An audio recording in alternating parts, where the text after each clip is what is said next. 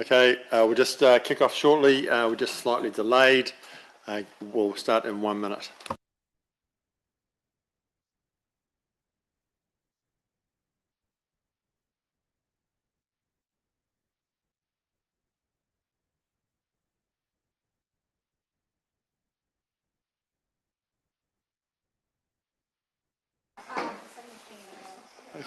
Okay, ladies and gentlemen, welcome to this representation review meeting, a subcommittee meeting. We'll start with our karakia.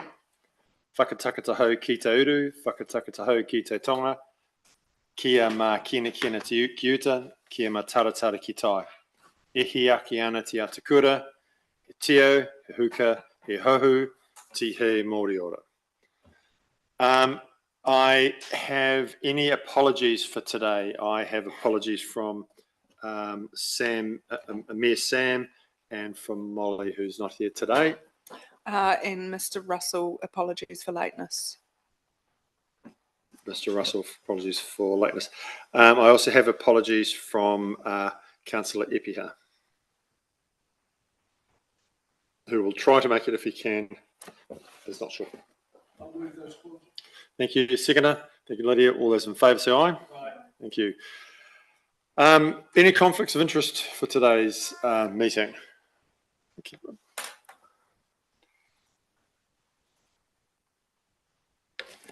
I'd like to also acknowledge Representative Payne from the Community Board here in our chambers. Hello, Calvin. How are you today?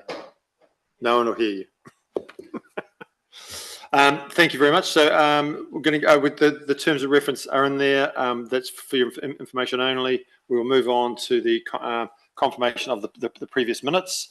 You've all got those minutes. Is there anything in those minutes you'd like me to go over, or we'd like to go over, or can I have someone move that they're a true and accurate account of our last meeting? Yep. Thank you, Lydia. Thank you, Monsieur Deputy Mayor. Any conversation? All those in favour, say aye. Aye. Aye. Thank you. We have on our agenda today. We obviously have some wrap-up things that we have been working on for the last little while. So I'm going to call on Murray shortly, and so Tim. Just wanted to. I was reflecting on our very first meeting when we went around the room. We talked about our intentions and our overarching desires for this group, and it's pleasing to see how that we have done it really, really well, and we've done it amicably, and we are in sync, which is nice. I'm going to ask Sam when he's back in play. We charged him with making sure that we're thinking holistically as opposed to of our wards. So I'm going to ask him to make a separate statement at our next meeting, just confirming that he is happy that that we are in that space. Tim, over to you. I think you've got the first report here. And I'll pass to Murray perhaps to present that. That's okay, Mr. Chair. Yeah. Thank you. You have before you the report on the work we've actually undertaken to date. It's quite a large report, and when you think back over the time that you've been working together, you've actually covered quite a lot of ground. And so today is about just reminding ourselves, I suppose, of what we have done, which is in relation to the decisions we have made, which are clearly in there, but also to bring forward the work from the workshops and what you've seen as part of that. Today is about confirming your options. We have to be thinking a wee bit about community boards going forward as well. I know the report does talk about community boards on the heading, but that's about just bringing that forward to you for information, to start thinking about that for a further report.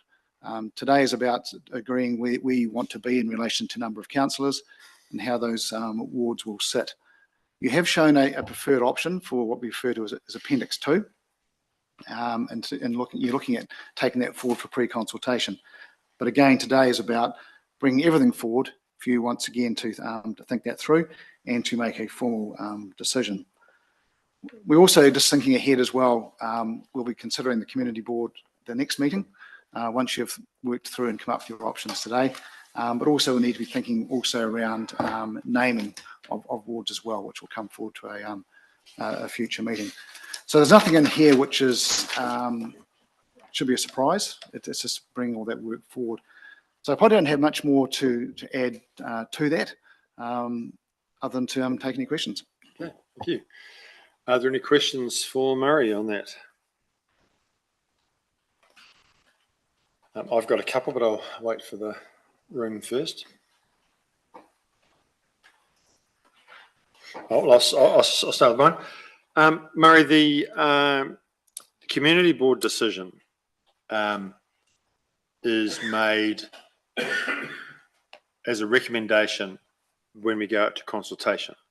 No, sorry, I just want to clarify, that's before we go out to consultation. Yes, it is, Mr. Chairman. So we go out for consultation or pre-engagement or pre-consultation, we call it, in April. And that's when we put the options out for the community and we wait for their feedback. So before that, we need to statutorily make a decision in relation to the community boards and how the subcommittee sees that working. So the meeting of the 26th will have a staff report there with the pros and cons of options around community boards, and also how that would align with your preferred option going forward. So depending what comes out of today as to your preferred option, that naturally dictates the report that works its way through in relation to the community boards. Okay. So if we continue with the two options that we want to go for pre-consultation on, then we should have a comment about a community board for each of those scenarios. That's correct. So the report you've got in front of you today actually has some basically some pros and cons of these of the preferred options that have come through, and definitely as we look at that 26th report, it'll flesh that out a lot more and have that a lot more clear as to basically the pros and cons and the impact. Yeah, thank you. Any questions around that community board conversation that we're going to be going forward with? Okay.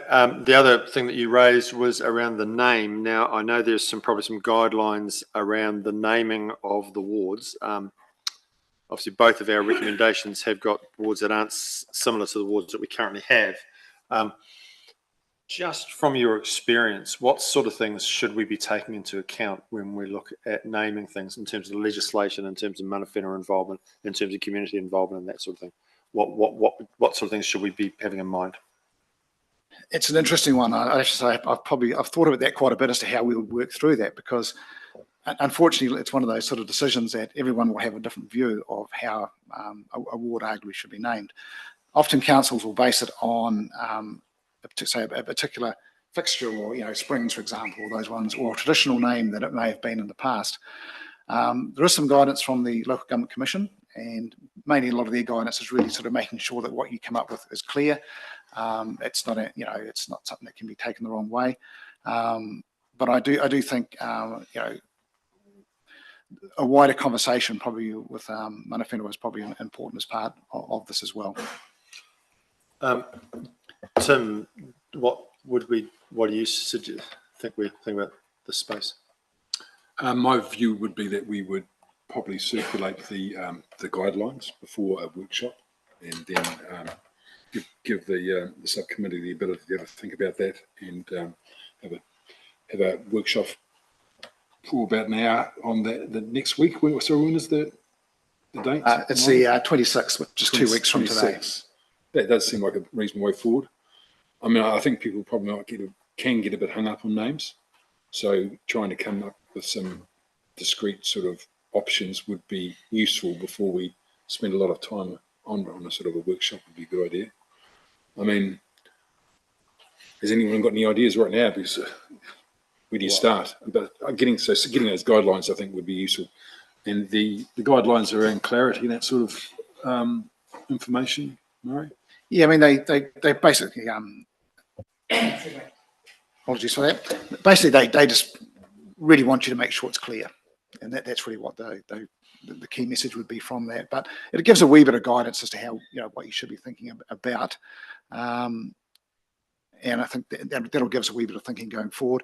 And obviously, if we start to think about that for that next workshop, what we would then do is have a a formal report on that agenda, which won't have any names in it. And basically after the workshop, you would then say, yep, okay, we've thought through that. Then you'd debate that in that official meeting to agree the names you'd want to go forward. So the report by its nature will not have the names of the wards in there, but it'll be a report on names that'll be in that agenda.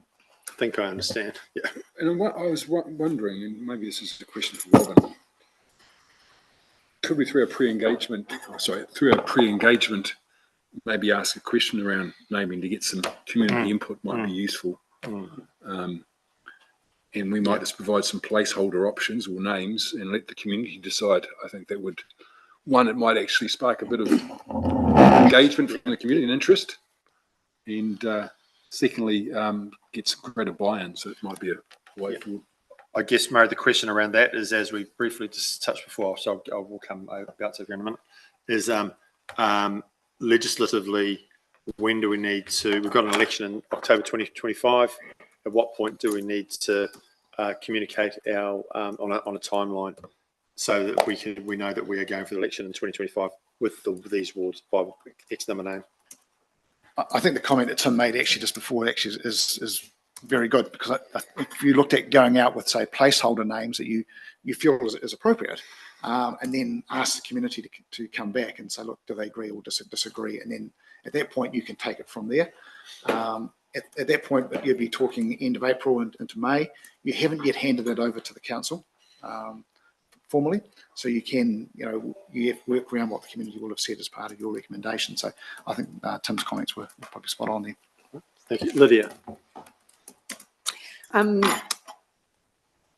Just well, at the start of your report, like I agree, the process is, like we need to agree on that ward structure and then bring in the community board in and going, is this going to enhance this? So that's fantastic. Thank you. And yeah, I guess the names is going to be quite an interesting thing when we look at the maps that we have, and merging names, there's lots of history for people, there's a lot going on, and I think potentially it could be a good idea for us to give placeholder names rather than something else, and take it to the community. It then creates, I guess, some cohesion in the community, or some ownership, and might actually get good engagement levels. And you might get some back that aren't fit for purpose, but as you say, there's guidelines, so they can all be assessed against guidelines to see if they are fit. But I think it's a wonderful idea. Yeah. Thanks, Lydia. Malcolm. Yes, I think some placeholders would be handy. And I think we also need to stress that we're not going back to any of the old names. The old names are from 1989. And I think as we move on and our boundaries change, we need to evolve with that. And the colloquialism that I've seen around the council is still there from 1989. And I think going with new names may be a great way of helping break that down finally. Thanks, Malcolm. Your wisdom on that one is well heard. Thank you. Okay. So I guess do we need to make any recommendations on Appendix 2 that we've talked about, or do we, by accepting the document, we're accepting the Appendix 2 as it is written? Yep. You do need to actually, basically, the recommendations written that the subcommittee provides guidance to staff on any of the options, or the preferred option in Appendix 2 is to be taken forward for pre-consultation. So if you liked Appendix 2, then we'll just need to obviously change that resolution or recommendation to reflect that.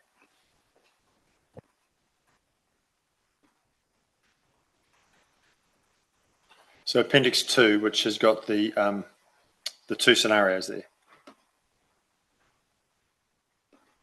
Yep. Okay.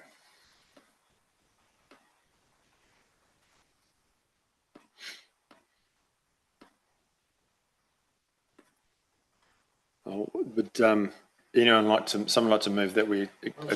Thank you. Seconder. Thank you, Mackenzie. So just to clarify, the motion that we got is that we're accepting the report, and we are adopting the Appendix 2 scenarios as in the document and advising staff accordingly. Is that right? Okay. Any conversation on that? Lydia? Can you please refresh me why we didn't challenge the plus or minus 10% rule? Murray? Simply being, to do that, we need to have a reason that would be seen as acceptable by the Commission to do that.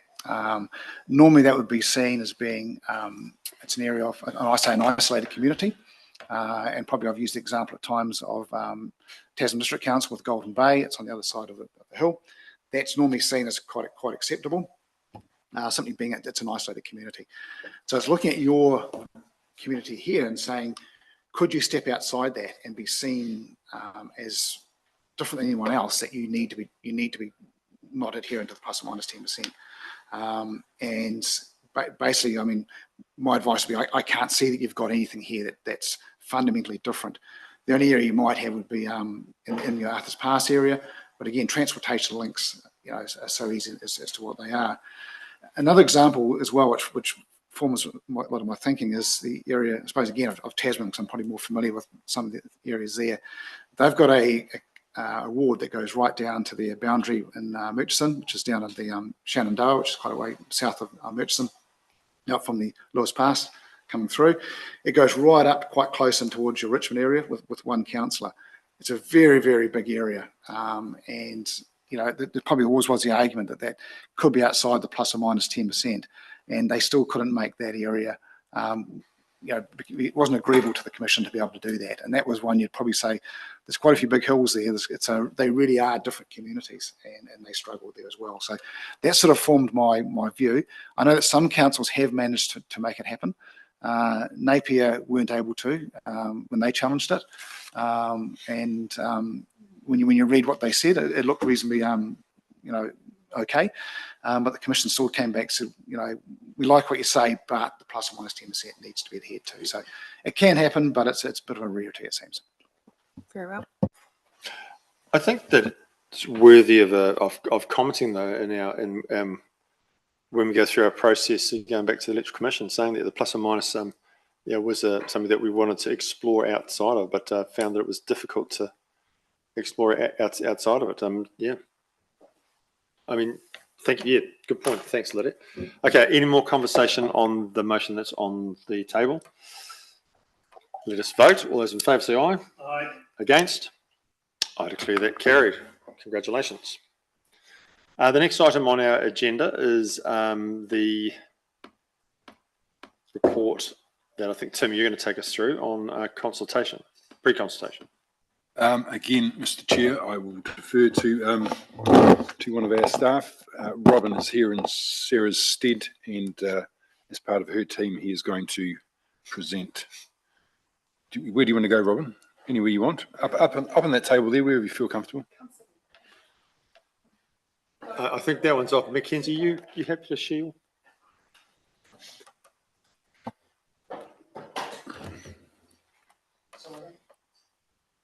Sorry. So Sarah's direction to me was this was largely, the report in front of you is largely as it was with the presentation 2 weeks ago.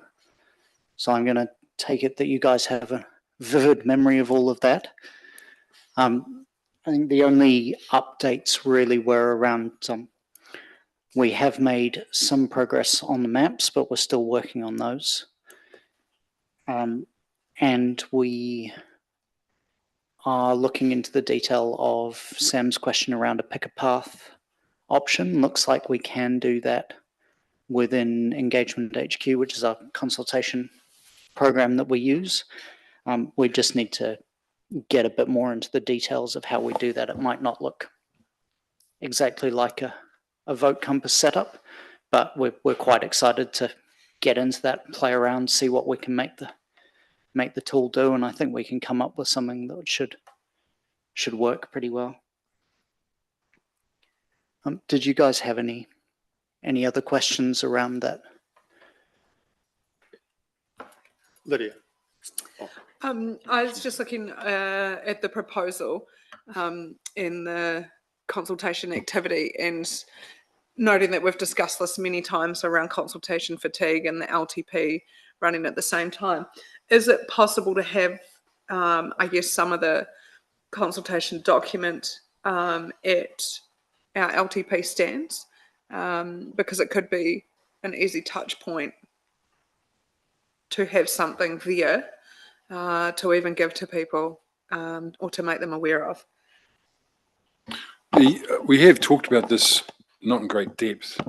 The comment that does stand out for me is that we wouldn't want to get some confusion and people lodging submissions to a long-term plan about our representation review and then having to pull them out of there, and because they haven't formally lodged them, it could send some confusion.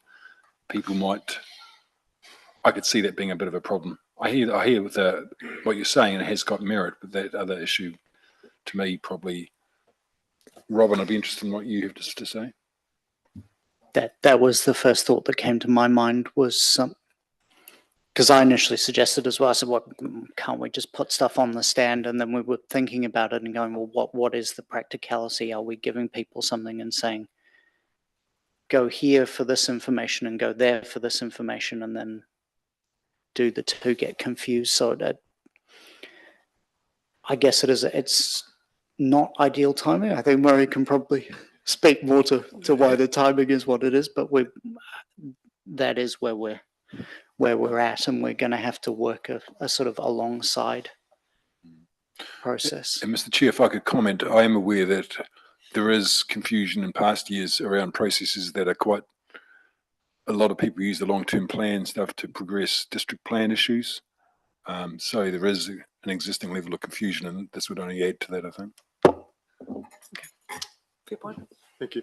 I guess the only comment I would make, sorry, was there more questions before I give my questions? I've just got one, not a question, a comment. Robin, if we could note to Sarah the opportunity to get the community's input into the naming of it, so something around that piece would be useful. I guess for me, and you said you're working on the maps. The maps that are in the previous document under the annex appendix 2 would be better than the ones that are here. Just cutting Melbourne off like that, I think, is really sends a pretty not a good message. I guess, look, just throwing about that consultation at the same time as the LTP, my only concern is that when we should maybe just prepare ourselves for the future allegations of trying to bury the representation review underneath the LTP. Certainly that isn't the case, and I think we were lucky to have some good media coverage a week before last, because there was obviously, maybe it was a slow news week, but they picked up on the representation review, and they actually ran our maps, which is great. Yeah, they did. It's in the paper. So there has been some preliminary consultation that has gone out, and I think probably maybe we could even before the LTP goes out, I wonder whether there's another opportunity to invite the media to do something else on the representation review, so then we can at least point to that if the allegation is ever made that we've tried to bury it. I guess I'm not wanting to tell staff what to do, but that's just an idea that popped into me. Do you want me to answer that, or let Malcolm? Did you have something you wanted to say first? I think if we put up that we're looking for names for these wards, that will do that for us. I think it will too. Yep. I think there will be some people who are quite offended that things are changing, and others that will look to the future. Thank you, Malcolm. It's certainly a challenge. I was having a conversation literally just before this with a staff member around the communications plan for representation review, and she was writing it up, and I was saying to her,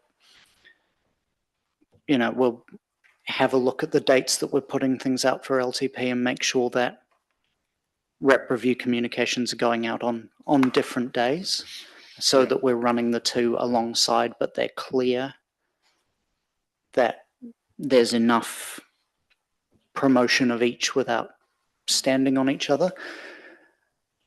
The reality is they're happening at the same time, and we can't really do much, but we don't know whether one will drive attention to the other or not. I think you're right. The names is something that will attract a good attention, and just having a strong narrative around Can this we, is what we want from you will also help drive those things. But absolutely, we can look at some media promotion opportunities as well.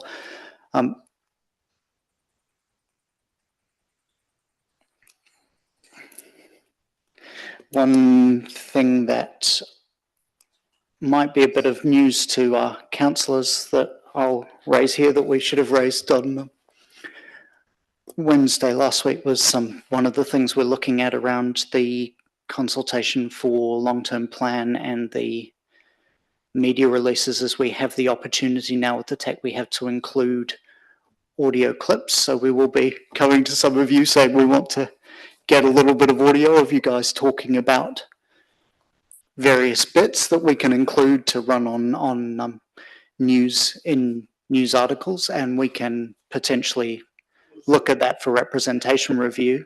And it's another way we can look at to engage with the audience. that's great. That's awesome. That's the modern age there. Look, I guess we've talked a lot at this meeting about the naming of our things and going out to the community.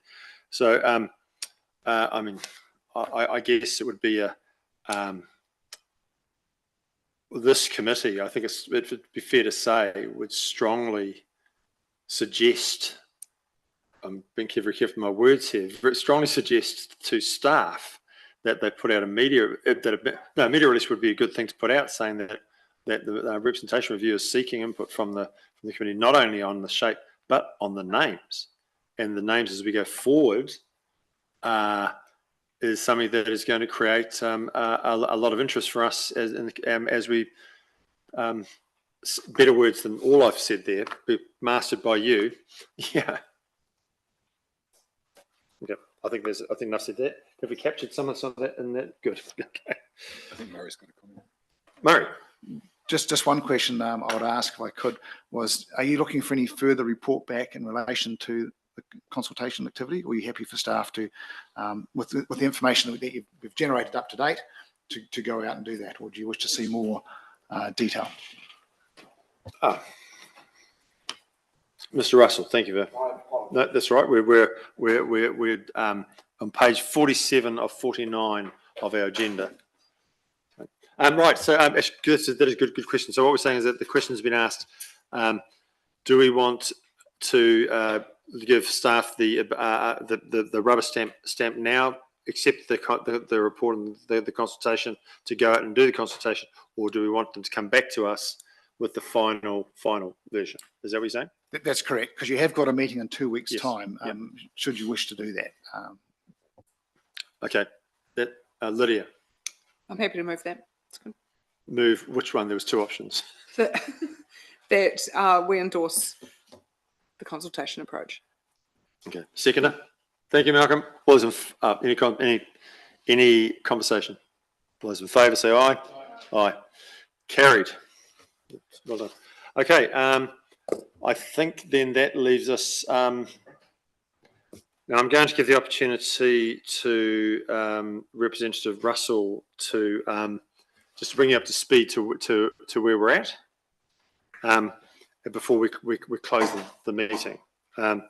We have we've accepted that there's the two versions that we looked at previously are the two that are going to go for consultation. We are going to go out to the community as part of our pre-consultation, and we're going to include the names of the wards in each of those two scenarios, and we're going to go out to the consultation document as it is now with the updated maps. That's about where we are. So we have agreed that the community board, and I know that's an issue that you are very interested in as the chair of the community board, will be discussed at our next meeting. Yeah. Okay. If there's nothing else, then I'll close the meeting. Una here, tapo, kia watia, ai, kua watia. Thank you, everybody.